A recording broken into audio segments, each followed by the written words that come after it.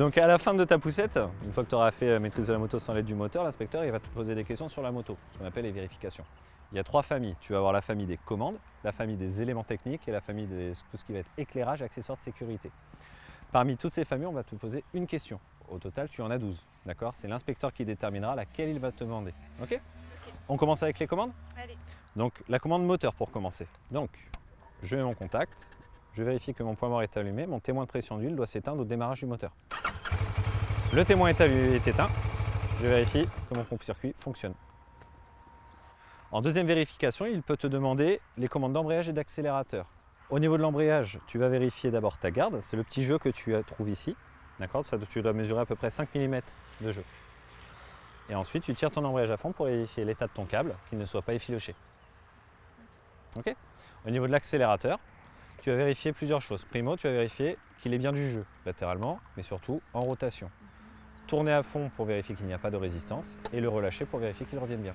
Au niveau des commandes ensuite, tu vas avoir les commandes de frein. Les commandes de frein, ce sont des commandes qui sont hydrauliques. Donc ils vont utiliser un liquide. Donc forcément, qui dit liquide dit vérification du liquide. Niveau. Donc je vais mettre ma moto droite ou à défaut, pour l'avant, je vais tourner à droite, ce qui va me permettre de mettre mon vase, donc mon métro-cylindre bien droit. Et je vais vérifier que je n'ai pas de présence de bulle en dessous du mini.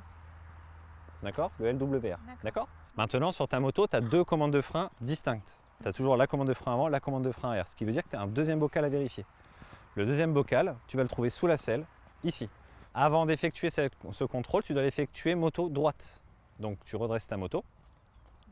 Et donc ton niveau doit être compris entre le trait mini, LWR, donc lower, et maxi. D'accord? Okay. Là, est-ce que ça te paraît bon? Oui. Ok. Tu vas vérifier les suspensions avant et les suspensions arrière. Pour les suspensions avant, il faut savoir que ce sont des suspensions hydrauliques. Donc à l'intérieur, tu as de l'huile. Donc la première chose qu'on va vérifier, c'est qu'il n'y ait pas de traces d'huile sur tes 2 tubes de fourche. Pas de problème. On voit bien que le joint ne fuit pas.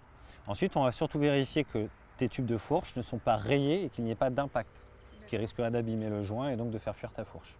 Okay? Pour l'arrière, ça, il faut savoir que c'est un amortisseur à gaz, donc tu ne peux pas détecter s'il y a une fuite. Par contre, ce que tu peux préciser, c'est que tu peux le régler en fonction de la charge à l'aide de la petite bague qui est là. Plus tu durcis, donc en tournant dans ce sens-là, en fin de compte, plus tu adaptes ta moto pour une grosse charge. D'accord?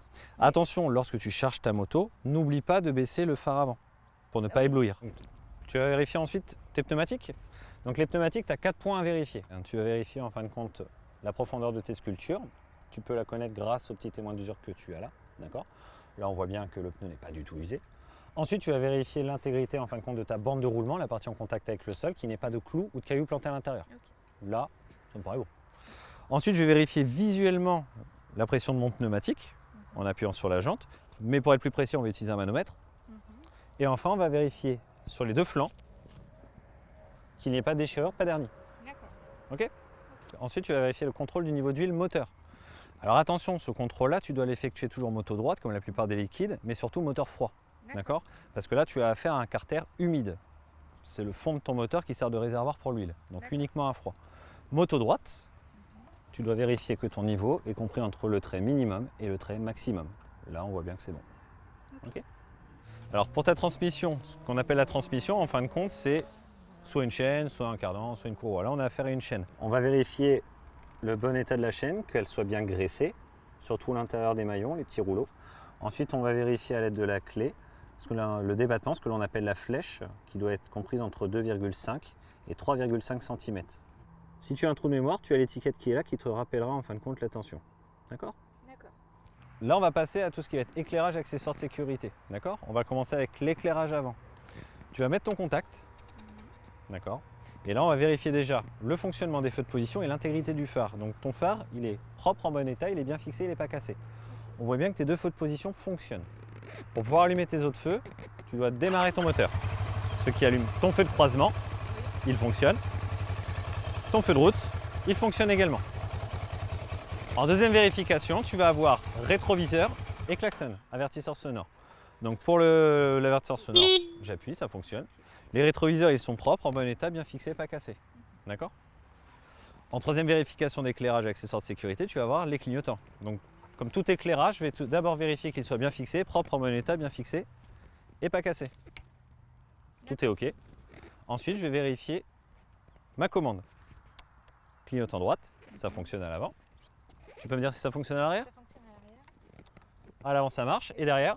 Ça fonctionne. Ok. L'éclairage arrière, on voit bien qu'il est propre, en bon état, bien fixé, pas cassé. J'ai mon contact mis, donc je peux constater qu'il fonctionne. Ouais. Si je me penche bien, je vois également que mon éclairage de plaque fonctionne.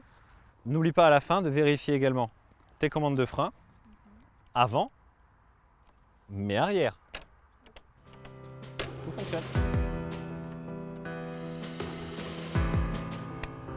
On est pas mal là.